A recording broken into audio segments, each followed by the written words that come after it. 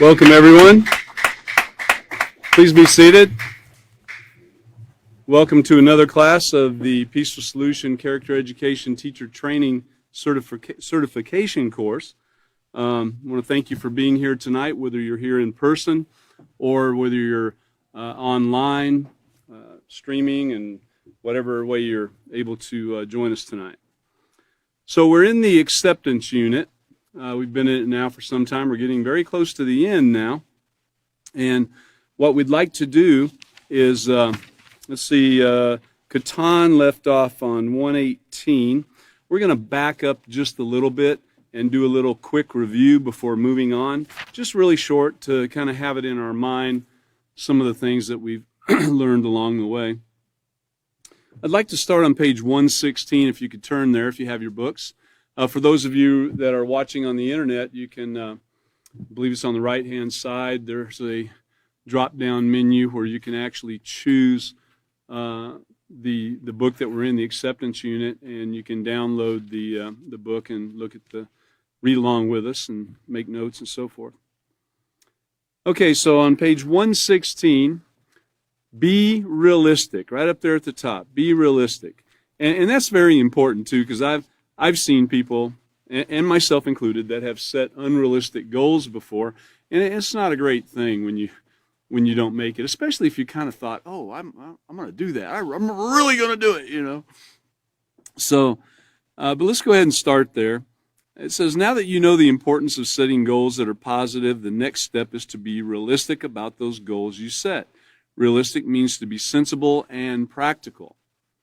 So goals that are realistic are well planned. Goals that are unrealistic are poorly planned or not planned at all, and they're pursued without consideration of all that would be required for them to be accomplished. So to be realistic about the goals you set, you got to take into account the following questions. So let's look at that first one. How long will it take? All right, how long will it take for you to accomplish what you want? Well, without considering the amount of time, it could take a lot more than you really thought, and you might not get done in the period that you thought. On the next one, it says, is this something that you can accomplish by yourself, or are you going to need some help? You have to consider those things. You know, not everything that you plan on doing are you able to do, you know, by yourself. You need help. You need friends.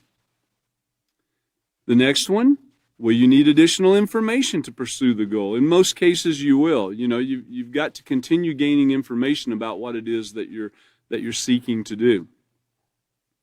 Now, we're getting to a couple of big ones here. What sacrifices will you have to make? Now, that's a big deal right there.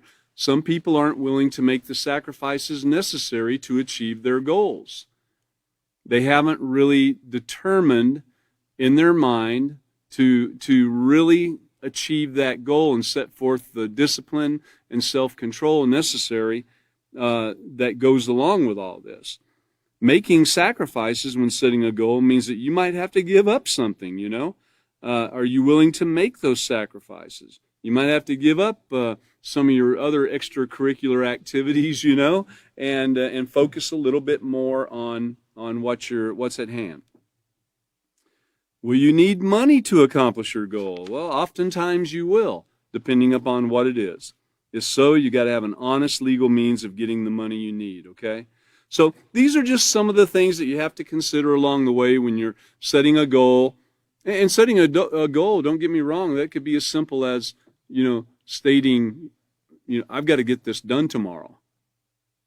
You know, I've got to get this done tomorrow. Tomorrow's the day. I need to be done by 3 o'clock in the afternoon or something. That's a goal. You know, it's a fairly short-term goal, but that's a goal. But you can't just jump on it. You got to have all the information that goes along with it. And you wouldn't say that you had to be done by 3 o'clock if it weren't kind of realistic that you could, you know. You wouldn't start building a skyscraper and say, well, I got to be done by 3 o'clock tomorrow afternoon, you know. But you might say, I've got to get this yard cleaned up and put that last fence panel up by 3 o'clock in the afternoon. That might be a valid possibility, okay? So let's look over at page 117 with that in mind. The sweet smell of success. Well, when you consider these questions before you commit yourself to pursuing a goal, you can be sure that you're being realistic about the goals you're setting. Realistic goals are well planned and will motivate you to attain them because you know they're within your ability to achieve, okay? Now, setting and achieving realistic goals lead to success. And just a little story here. You know, I knew a guy that, and this was in the car business. Some of you know me, but this is in the car business. And this guy, he was having some success in sales, and he wanted to really push it a little bit. So he said, I'm going to sell a bunch of cars this month, you know, and he had a goal for the month. And so he ended up selling like 6 cars on one weekend day. He sold 6 cars, which is pretty great. You know, that's a lot of cars for anyone to sell in one day. So he had, you know, a great attitude, a great feeling. He was kind of riding high, if you will, on having achieved that. And his month was going really, really great. I mean, he was on track to hit the big bonus and all that stuff, you know. So one of the things that we always told the men was that, you know, the best time to sell a car is right after you've just sold one. You know, you get one sold, get everything done. Well, don't go sit down and take it easy. Now get back out there and sell another one, you know, because that's really the best time to do it again is when you've had some success and you've got it fresh in your mind, and there's no reason why you can't go out there and do it one more time, you know. Now, on the other hand, let's look at the agony of failure, okay? It's not great. It's going to occur from time to time. That's just a fact of life. But unrealistic goals usually end in failure because they're not well planned. So as an example, we'll use the car guy again. If he had this thought that he was going to sell 50 cars in a month and the most he ever sold was 5, that would be an unrealistic goal. And if he went out there and said, man, today I'm going to sell 15 cars and the most he'd ever sold in a day was 2, that's probably really unrealistic, okay? Now, you know, put it in your own scenario. You know, maybe in some work scenario or something in your personal life or in your job, that where you could look at that and see, yeah, that would be really unrealistic, okay? So these unrealistic goals can leave you feeling frustrated. Unrealistic goals that are unattainable could also discourage you from setting other goals. I've seen this occur before. You know, it's occurred with me. I've seen it occur with others. You know, they set that unrealistic goal, and there they go. They don't hit it, and now they're just flat. You know, they go into a little bit of depression. And, you know, trying to get them out of it again and get them back going is kind of a hard thing to do. It takes a little bit of time. They don't just bounce right back. It can be very, very frustrating. So we have to be careful about that. You know, a lot of times people might know that they're really being kind of unrealistic, but sometimes people get excited and you know, without self-control, they're zealous and they jump out there and say, I'm going to do this. And then, you know, it ends in failure, and they've already told everybody their goal and what they're going to do, you know, and now they've got to face everybody. And so, you know, that's something to think about when you're setting your goals. We have to set realistic goals, whether it be short-term or long-term. You know, I could say that the short-term goals, well, let's wait just a minute on that. So let's take a look at these scenarios here. Here's another example in the Peaceful Solution. At the bottom of the page on 117, 13-year-old Brenda wants to earn $150 for some new clothes. So she decides to babysit for her neighbors, and she gets paid $20 every weekend to babysit. Well, you know, that's realistic that she would be able to save up her money to buy those clothes after a period of time, especially I think she's got a few months that she's able to do it. So that's realistic.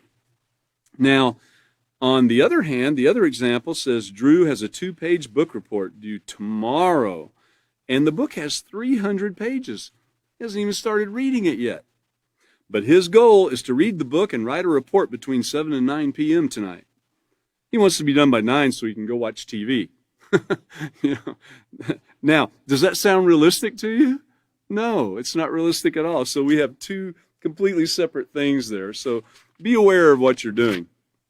And on page 118, now this is where Catan left off.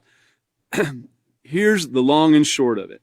The next step in setting positive, realistic goals is to determine if they're long-term or short-term. A short-term goal is one that can be achieved within a short period of time. Okay, well, you know, when you think about short-term goals, they're to me they're a little more forgiving. You know, you can set a short-term goal, especially if it's something that you're going to do tomorrow, and you've got that goal set, but you know that there are some circumstances that are unforeseen that could come into play, or you might not have all the facts that you'd like to have, but your goal is to do the best you can to achieve this thing by a certain time tomorrow. So the short term is a bit more flexible, I think you would say. Now, you know, you can also have some very solid short-term goals too, that you've already got, you know, all your information, just like we were talking about before. You know, the planning is very important when setting your goals. But you've got it all done. Everything is set in place. There's no unforeseen circumstances, curveballs or pitfalls that you've seen that could possibly pop up. So you're ready to go, and you have a solid goal set. You know, you're going to do it. That's possible. But an example of another short-term goal would be, you know, you're at home, you're looking over what you've done today, and you're making plans for tomorrow. So you're making plans for tomorrow. You know, you're in a routine of getting up at a certain time and studying a little bit, eating breakfast, whatever the case might be, and being to work at a certain time. So these are goals that you're used to doing each and every day, and they're still goals. You know, something could pop up, but these are still your goals. It's just that you're used to doing them every day, so you kind of don't think too much about them, you know. But you could think about what you want to do for the next day, what thing you want to achieve, like on your job, for instance. Maybe there's a certain project you'd really like to be done by dinner time and that type thing. Well, these are short-term goals. These are not long-term at all.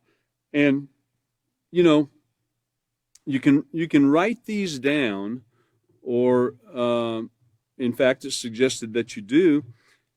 In today's day and time, I know a lot of people have apps on their phone where they can make notes to themselves. They can make reminders and so forth. And, you know, the reminders work for me because, you know, writing it down, I would probably forget where I put the note at in the first place. So the reminder comes on and tells me, hey, you know, go find that thing, or this is what you want to do. So these short-term goals, there's different ways to achieve this. A long-term goal takes more time to accomplish. And, you know, it does. You've got short-term goals along the way, but you could have a long-term goal, and long-term is I guess whatever you deem it to be. It could be something that is, you know, a couple months away. You know, it's kind of a long-term type goal, or mid-range goal. Or you could do something like the example here. You want to graduate from, in this case, if you're a student, you want to graduate from high school, go to trade school, then get married. Those are long-term goals. And along the way, a lot of things can occur that get in your way. There can be a bunch of curveballs and pitfalls. So you really have to have control of your short-term goals, including that getting up and going to work and doing all the things you need to do, you know, to set you on a path to achieving that long-term goal. In fact, you know, some have said that short-term goals are really everything, because it's easy to adjust from those successes and failures along the way. If you had a long-term goal of becoming a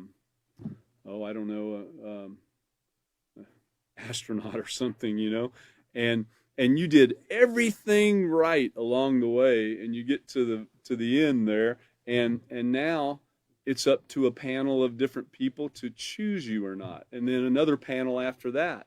and then you've got to do some other things that might be beyond your control. Well, that's a long-term goal that might not be achieved, even though you set all your life planning for that thing.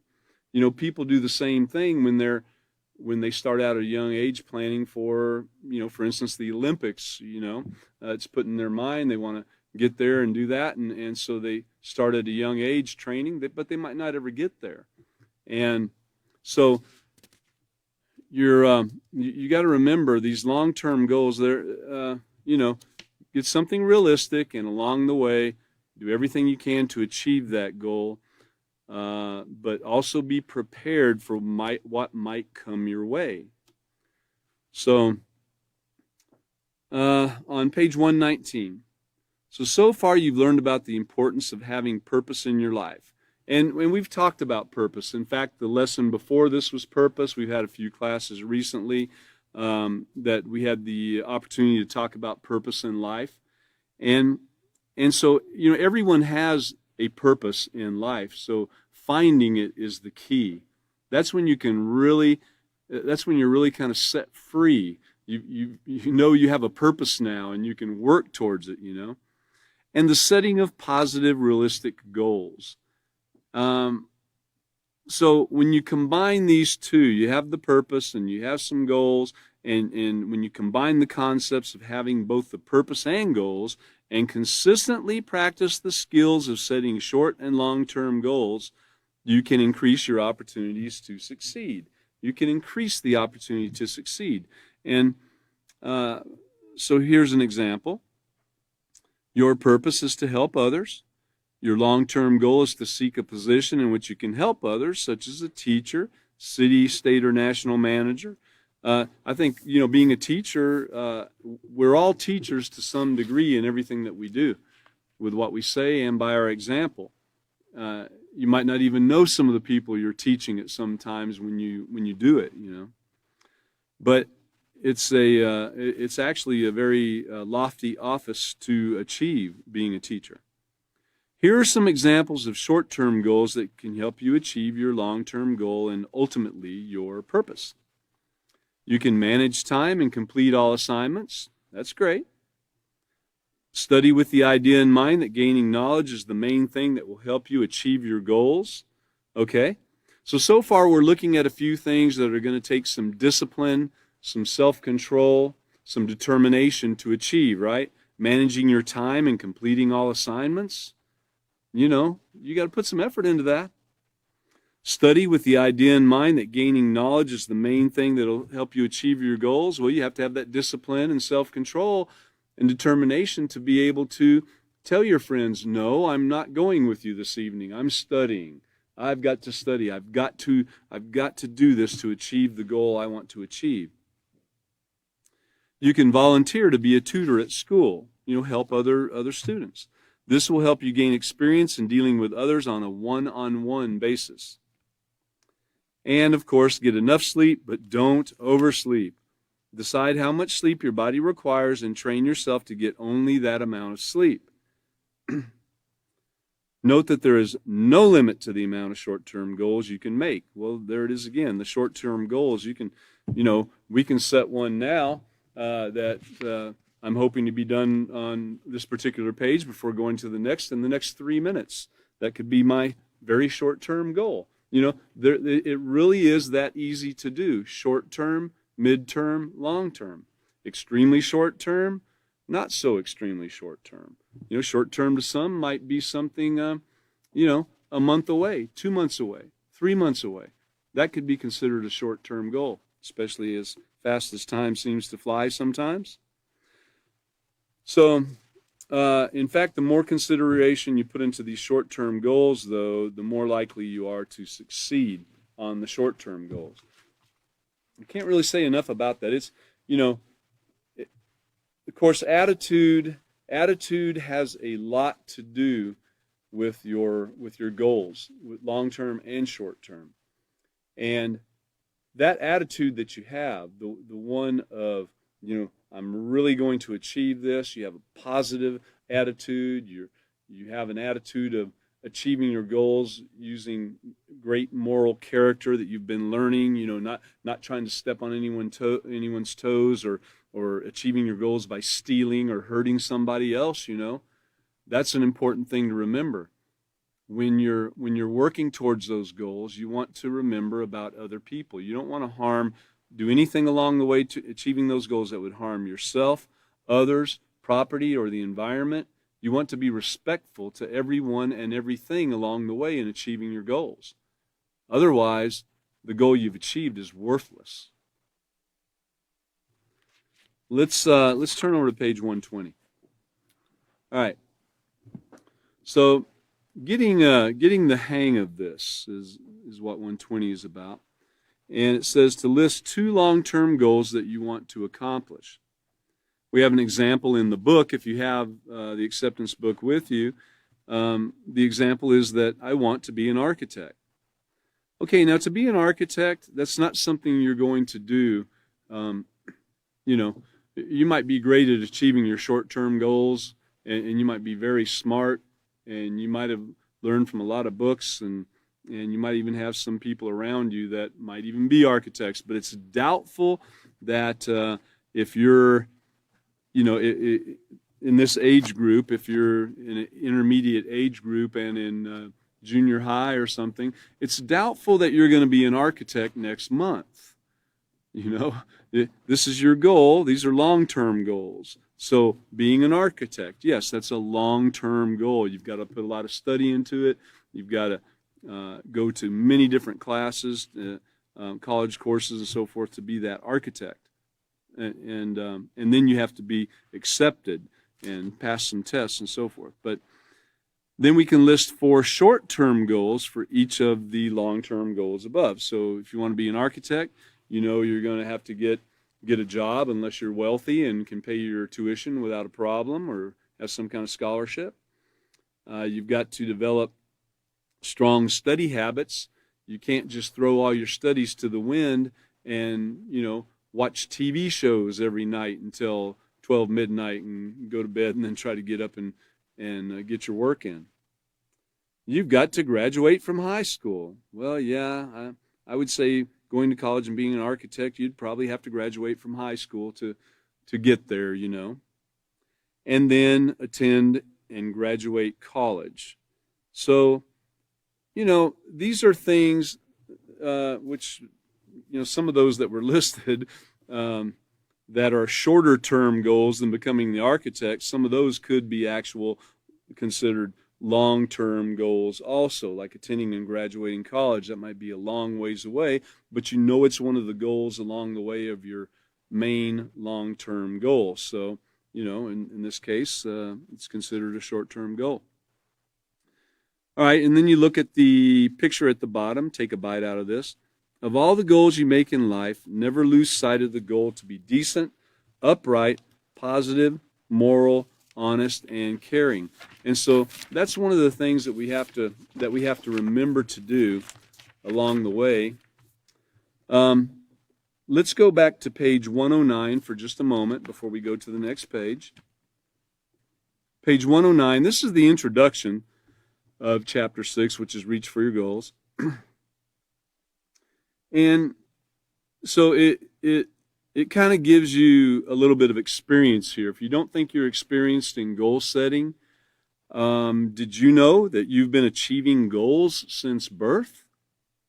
A goal is an end, to that you strive to attain. Walking, talking, attending school for the first time, that first day in kindergarten, that was a goal that you get there and make it throughout the day without crying for your mom. Even learning how to ride a bike, all these are goals that you have already accomplished, if you have. And as you grow, there are goals that you will automatically achieve simply by moving from one developmental stage to the next.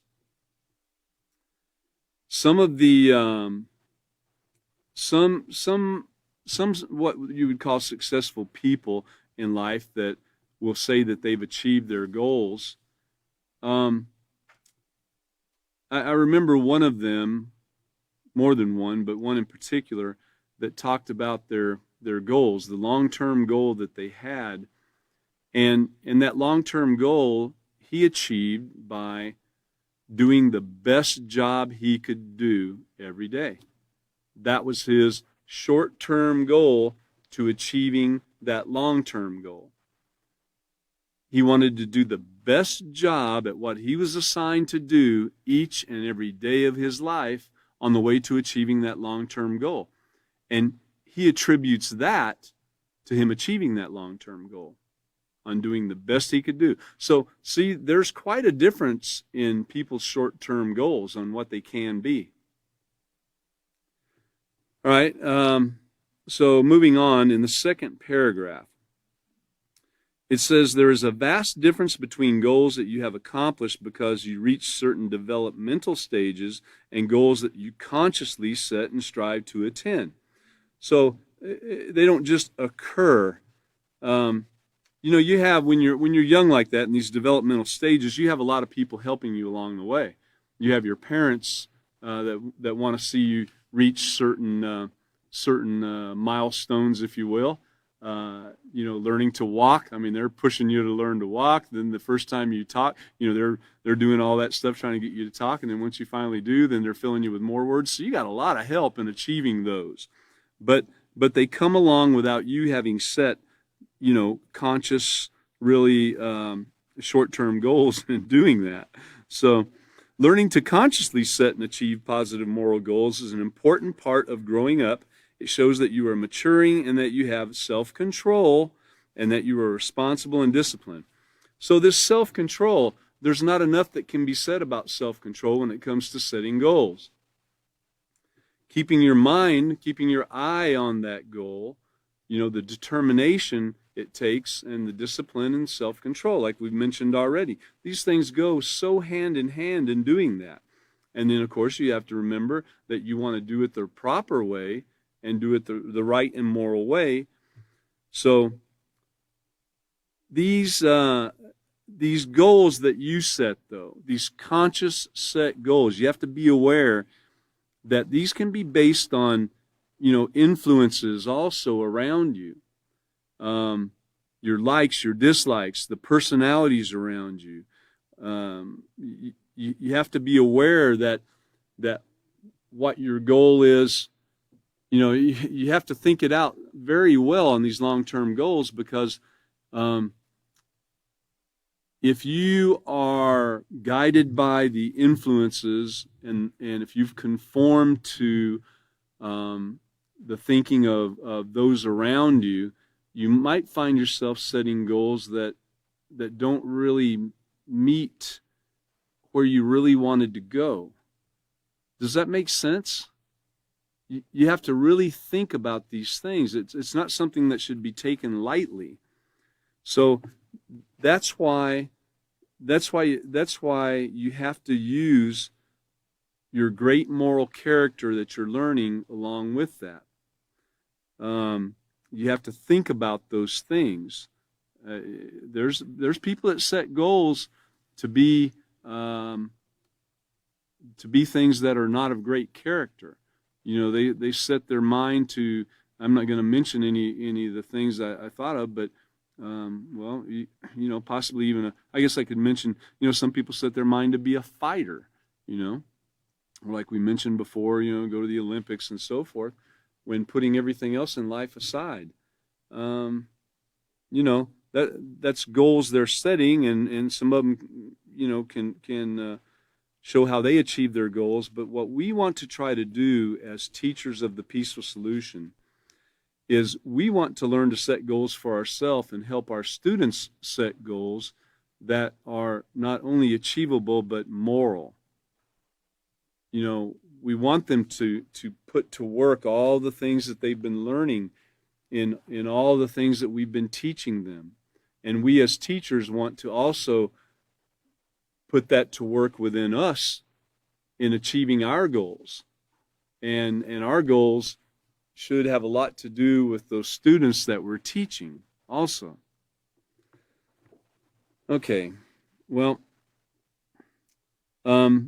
so in this lesson, of course, it talks about, in addition to having a purpose to life, we must also have the positive moral goals, doing the right thing. Okay, so now let's get back to page 121. That's where we're going to be at, page 121.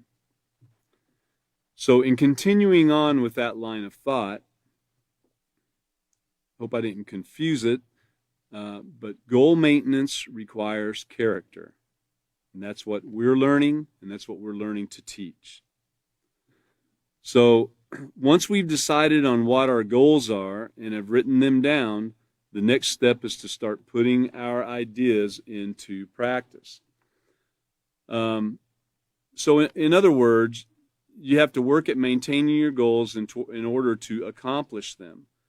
To maintain a goal is to be committed in words and actions to bring it to success. Well, just like on page 120 right there, on page 120, you could see that it's kind of a practice on setting those goals, on helping you to learn how to do that and how to accomplish these goals.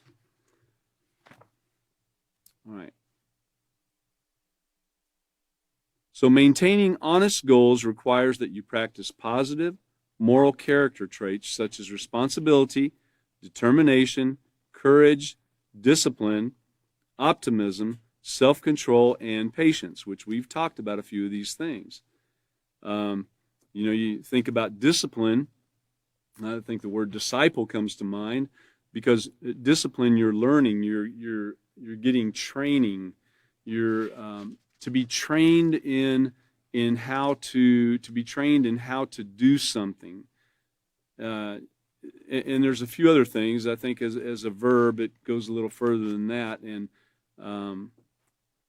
talks about having learned through practice and discipline, and it even mentions punishment. But discipline is an important thing when it comes to the determination, and discipline is important when it comes to setting and achieving your goals. And the self-control and patience, which patience, when you think about that word, patience really does mean to suffer. You're having patience. The first time you waited in line for a long time, you were suffering. And then depending on how you handled that suffering, depends on how you came out all right and using your self-control and everything else. But as you go a little bit further and your patience builds and you find yourself waiting in line and not even thinking about it a second time, then you've achieved a certain area there where it's not so much suffering anymore. You've built that patience. Without these positive traits, difficulties could arise, making it tempting to abandon or give up on your goal. Now, especially the long-term goals, when you think about the long term, if it's something you've set your mind for 10, 15, 20 years away, there's all kinds of things that are going to come up that are going to tempt you to abandon or give up. I mean, it's going to be countless things that come your way. Now, on the short-term goals, that's why I said earlier they're a little bit easier to achieve because of the time frame in itself, you probably won't have as many things coming your way. Yes, you could have, just like in one of our examples, somebody wanting to watch TV, being tempted to watch TV rather than doing their studies and so forth. You're going to have these temptations to come up. Sometimes you're probably going to, give into it, but you have to get back on track. And that's one of the things, too, that we've learned in the Peaceful Solution, that we have to be willing to give ourselves room to grow. We have to be willing to say, okay, I messed up, but let me get back on track here. So in that alone, that in itself is a goal. You have a goal of achieving this great positive moral character, and along the way, you get that curveball and pitfall, and you have these setbacks, and so you got to leave yourself room to grow, to continue on. And that's part of achieving these goals. Turn over to LP, Lesson Plan 6, page E, LP 6E. And I wanted to mention Procedure 7. Procedure 7, it says to have students turn to page 119, which we've done. And we've read the section, here's how it all comes together. Instruct students to write down some goals. We talked about that. And, of course, we don't have time in this particular class to go through with sharing with the class at this time. But In procedure number 8, which is about where we're at now, you don't see page 120 listed in there anywhere, but that was the next page, the one where we write down the different long-term goals and short-term goals. So in procedure number 8, it says, explain to students that identifying the goals they want to accomplish is only possible when it includes having those positive character traits, which we mentioned earlier, and now we're actually on 121, which does focus heavily on that. Organizing, prioritizing your needs, and dealing with setbacks. Dealing with them. having something planned out, having your mind set in advance on how you're going to deal with that, and knowing there's going to be setbacks sometimes, and picking yourself up and moving on. So we're in the 121 and 122 area of the acceptance manual right now, and this section is entitled The Goal Maintenance Requires Character, and it says to stress to students that working toward a positive goal does not always go smoothly, thus the leaving yourself room to grow. Setbacks or problems can occur, but positive moral character traits will help you to handle these setbacks, okay? So let's continue on there on page 121. And we've got some examples on how the positive character traits that we've been learning and teaching along the way here can be used to help maintain our goals. A responsible person is accountable for his or her decisions and actions.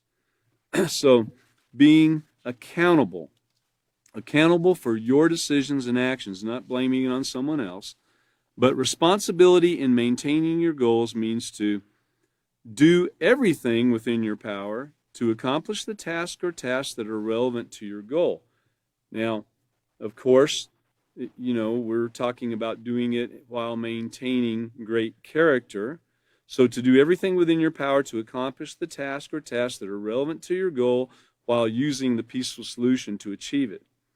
For example, Joey wanted to be a lifeguard. To get certified, he had to make it to class at 4 o'clock daily. Now, in order to make sure he wouldn't miss practice, he arranged rides a week in advance. Now, see, that's some great thinking on how he was going to do that. Obviously, it sounds like he didn't have a car, or maybe it was too far away for him to ride his bike or something like that. So he arranged those rides, made sure he had that ride ready to go a week in advance. And I bet in his planning, he probably had set a little area in there in his goals too, to set his mind in advance to what he would do in case his ride called and said there was going to be a setback, that they couldn't pick him up that day, for instance. He probably had a backup plan along the way because this was a high priority item in his mind. It was high priority for him to achieve his goal, to get there at 4 o'clock each and every day. So he had the backup plan too, and there was no blaming anybody. If he didn't make it, he couldn't just say, well, they didn't pick me up. He had a backup plan. And that's what we have to keep in mind too, is being prepared in every way. I'm adding that backup plan in there, but he had a very high priority to get there to that class, so you would think that he had that. A determined person does not give up or quit. Determination in maintaining your goal means that even when things don't go as planned, you continue to try. That's leaving yourself room to grow. See how all these units here, all these books fit together. Every aspect of what we learn, from when we learn self-control, we're learning acceptance, the character manual itself, which covers quite a few things, responsibility, respect. All these things go together to work, because we hear it. We're in another section and we're hearing about it again. So it's not something that we just look at one time and move on. You've got to, it goes together always. So even when things don't go as planned, you continue to try. For example, you have to take an admissions test to get into a special high school for the performing arts. Sadly, you fail the test, okay? But instead of giving up, you decide to retake the exam at a later date. So he didn't let the failure, get him down completely, this person. You decide to go ahead and study a little harder for it, re-up there and take it again. And you have to look at it and be sure it was a realistic goal. In this case, it probably was. He just, didn't study quite hard enough. A courageous person will pursue a goal even when faced with opposition or is afraid of failing. A courageous person will pursue a goal even when faced with opposition or is afraid of failing. And remembering, that courage, well, here it is. Keep in mind that courage is not the absence of fear. Rather, it's the ability to function even when you are afraid. So, courage is when you push on. Even though there's fear there, you push forward and you do the right thing. Courage is like when you stand up when someone's being bullied and you stand up and let them know, hey, you need to stop that. Or you stand up and you get an authority involved. That's courage. Not going up and punching somebody in the face. That's not what we're talking about. So keep in mind that courage is not the absence of fear. Rather, it's the ability to function even when you're afraid. So be brave. Do what's right in spite of fear. Courage in goal setting means to stick with your positive moral goal regardless of the opinions of others. Remember, we talked about the influences that can come along, whether influences in what you set your goals to be, or influences that come along the way, like the person that wants you to go to the movies with them, or go watch some TV show, or go to the ball game, something like that, rather than studying. These influences come. Don't allow anyone to talk you out of pursuing a positive goal. So back again, that takes all those things that we're learning, the determination, the discipline, the self-control, the respect. All of these things work together. So, for example, Jerome lived in a rough part of town. Most of his friends were involved in gangs and would try to talk him into joining their gang. But Jerome's goal was to go to college. Almost every day he would have to face at least one of the gang members and tell him that he was not joining his gang. His friends would ridicule him when he said he had to go home and study, and would tell him that all of his studying was just a waste of time. And Jerome courageously ignored them. So, one thing there you might see, it says his friends would ridicule him when he said he had to go home and study. Well, what have we already learned? What have we taught our students about making friends? That we have to be careful of who we're calling a friend, right? We should choose our friends carefully. We should choose those that have similar goals in mind. So along the way, when these, what he called friends were involved in gangs, they probably were not his friends at all, it sounds like, because they were trying to sway him into doing something immoral rather than moral. And he courageously ignored them. That took all those things we've been talking about. So it takes a lot of self-control to do that. Let's turn the page to 122.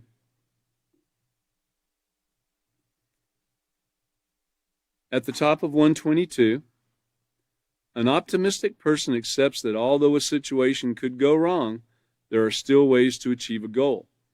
This enables him or her to look at the bright side of things. For example, your goal is to make it to the library to do some research before it closes, and just as you're about to leave, your mother says the car won't start. Instead of getting upset, you tell her that you will use the time to make an outline and ask if you can go to the library tomorrow. So that takes some self-control.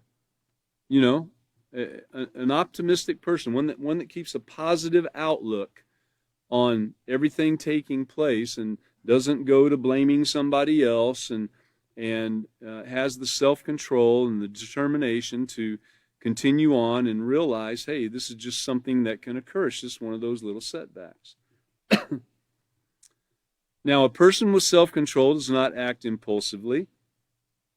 He or she considers how their actions will affect their goal.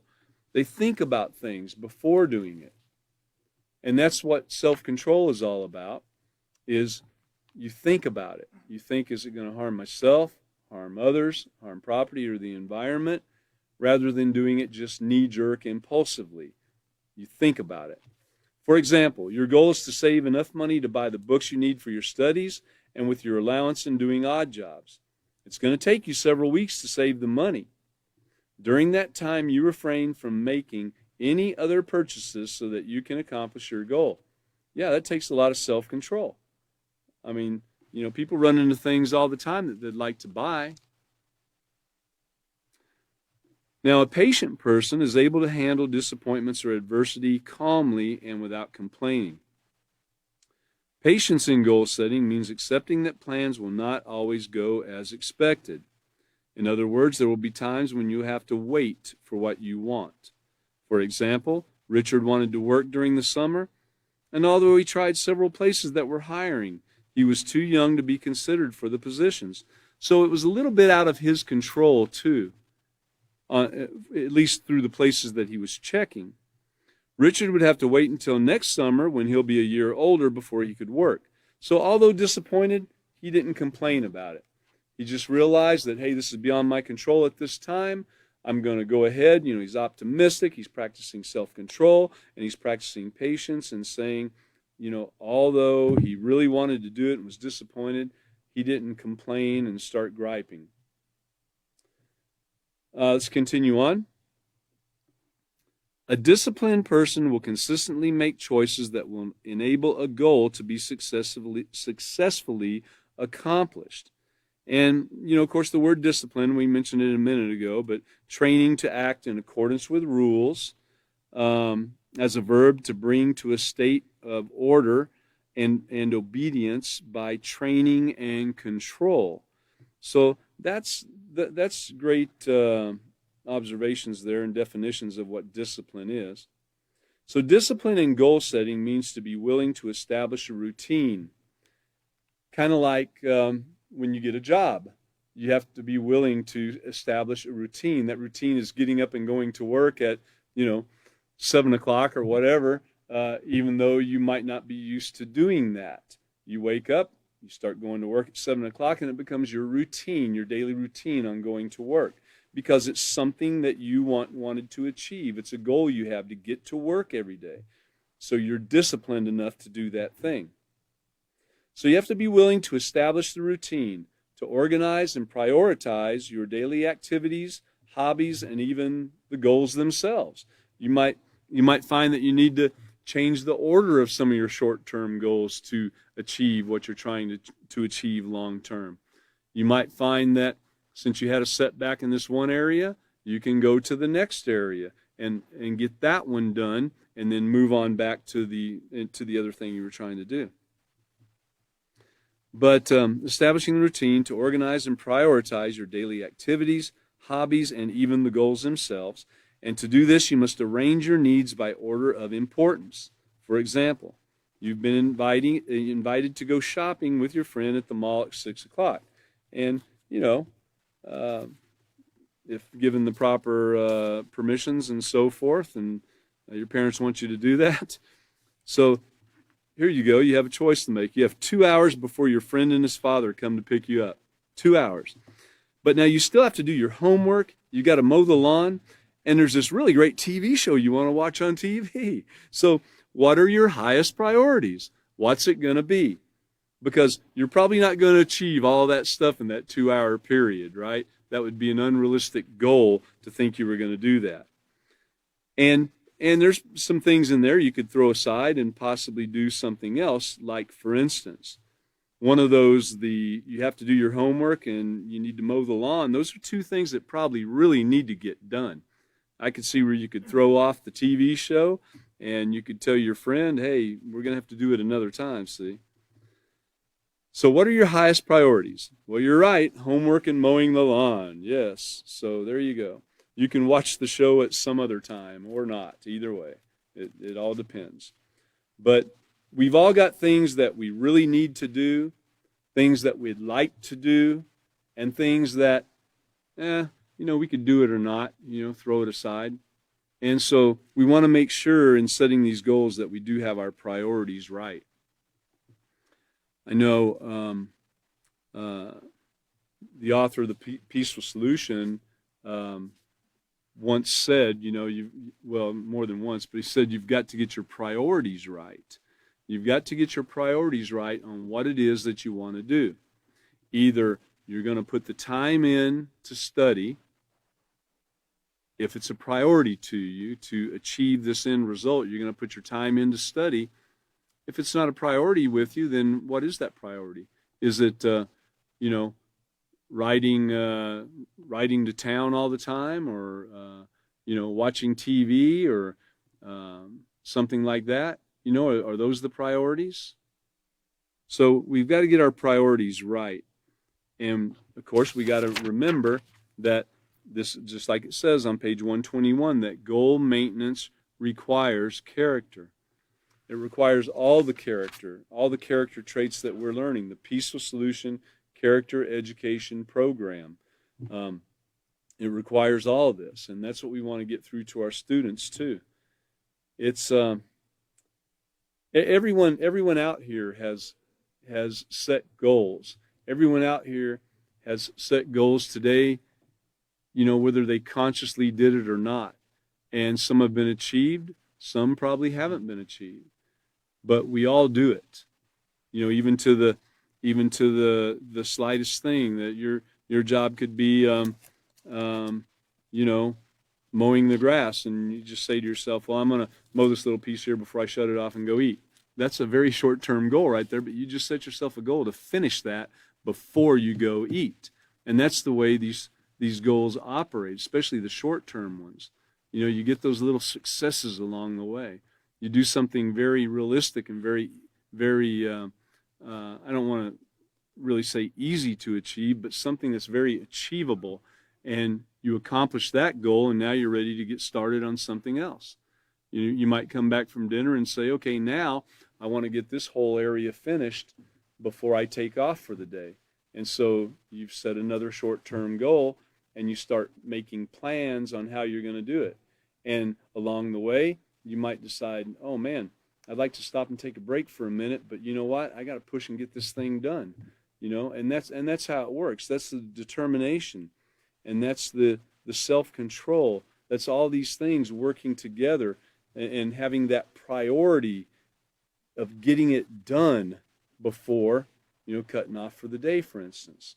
So we talked a little bit about setbacks. Let's go back to the lesson plan for a moment. Lesson plan 6, page E. And we're going to be talking about, I might get into it a little bit here. We've already mentioned it quite a bit. But we're going to be getting into this area that talks about the setbacks, to be prepared on how to deal with the setbacks. And so these setbacks and problems, might occur, but your positive moral character traits will help you to handle the setbacks. All the things that we've been learning and teaching our students. So it says to have students turn to page 123 through 125 in the handbooks, and to read this section, be prepared to deal with these setbacks. So I'm just going to start it out. We're not going to finish that page, I'm pretty sure. But I wanted to say there's that little illustration again, the guy there behind the brick wall guarding against what's coming his way. We've had that in one of the other books too. That's a pretty great illustration there. It covers a lot of area. But when planning goals, it is important to consider the things that could keep you from achieving your objectives. So here's the things that you have to think about along the way when setting these goals. These are the things that you have to research, and you have to not be impulsive about these goals. You have to really think about it before you set these longer term goals, especially. Circumstances that interfere with reaching your goals are called setbacks. And remember, we talked about it earlier, where some of these setbacks are out of your control. These circumstances are out of your control, and it causes these setbacks. And so you've got to know how to deal with them, how to deal with these setbacks by having your mind set in advance. I'm going to mention that again. Having your mind set in advance. Also in leaving yourself room to grow. See, we've already talked about these things. Now is the time for it to come into play. And hopefully this is what we can get through to our students too, is how this is great that this is here at the end of this chapter, because it kind of brings it all together, and it points out to them that they've got to have all of these great character traits to really work it out and achieve their goals. Not just a real short-term goal of, hey, I'm going to, cut that little piece of grass before I get out of here for dinner. That's very short-term, pretty easy to do and so forth. But to be prepared for these other goals, the long-term ones, the mid-range ones, and even some of those that are shorter term, like we mentioned, coming back from dinner and seeing a section that you'd like to get cut before cutting off for the day, if you're mowing grass, and then guess what? You hit a rock accidentally. You hit a rock and the blade is messed up, or the engine stops and you can't get it started. Well, so there's a setback, but you got to be prepared for that thing, right? So there's going to be times when, as hard as you try to plan for every problem, there will be unexpected difficulties along the way. A great goal maintenance plan, takes into consideration possible setbacks and the most effective ways to deal with them. So that's going back to not, being impulsive, to really think about your actions, how they'll affect others, how the things that you do are going to affect your achieving the goal.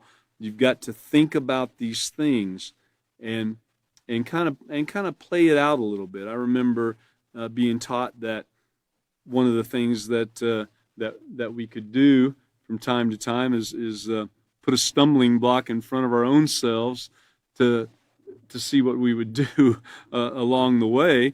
You hit your foot on a log or something, and what are you going to do this time? When trying to control your conduct and your mouth and so forth, you got to think about what's going to occur when you do this. How are you going to handle it? So I'm not advocating going out there and doing something dangerous by any means. Don't get me wrong. I think we're going to stop right there. So we'll be starting off on the next class. Let's see, 3 days. Wednesday at 5:30. We'll be starting again, and we'll be starting right there on page 123 in the third paragraph. It starts with setbacks right there. So we look forward to seeing everybody again on that day. So be here.